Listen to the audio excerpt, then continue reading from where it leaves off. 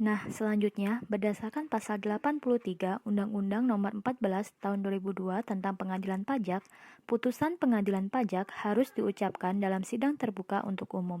Apabila hal tersebut tidak terpenuhi, maka putusan pengadilan pajak tidak sah dan tidak mempunyai kekuatan hukum. Oleh karena itu, putusan dimaksud harus diucapkan kembali dalam sidang terbuka untuk umum. Putusan pengadilan pajak tersebut harus memuat a. Kepala putusan yang berbunyi demi keadilan berdasarkan ketuhanan yang Maha Esa.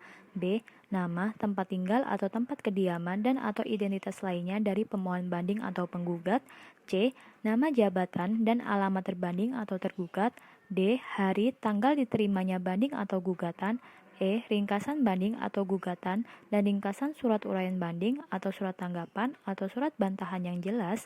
F. Pertimbangan dan penilaian setiap bukti yang diajukan dan hal yang terjadi dalam persidangan selama sengketa itu diperiksa. G. Pokok sengketa. H. Alasan hukum yang menjadi dasar putusan. I. Amar putusan tentang sengketa. Dan yang terakhir J. Hari, tanggal putusan, nama hakim yang memutus, nama panitera, dan keterangan tentang hadir atau tidak hadirnya para pihak.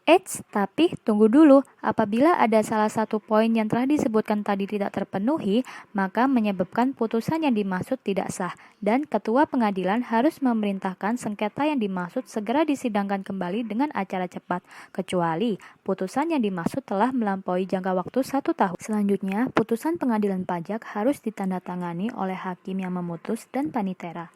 Apabila hakim ketua atau hakim tunggal yang menyidangkan berhalangan untuk menandatangani, putusan yang ditandatangani oleh ketua dengan menyatakan alasan berhalangannya hakim ketua atau hakim tunggal.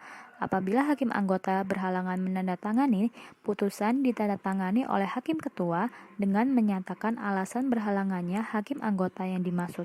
Pelaksanaan putusan pengadilan pajak. 1.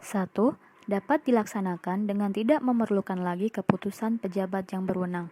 Putusan pengadilan pajak harus dilaksanakan oleh pejabat yang berwenang 30 hari terhitung sejak tanggal diterima putusan. Jika tidak, akan dikenai sanksi.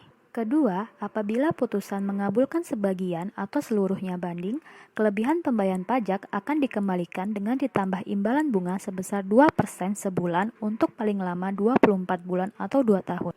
Ketiga, salinan putusan atau salinan penetapan pengadilan pajak dikirim kepada para pihak 30 hari sejak tanggal putusan pengadilan pajak diucapkan atau 7 hari sejak tanggal putusan telah diucapkan.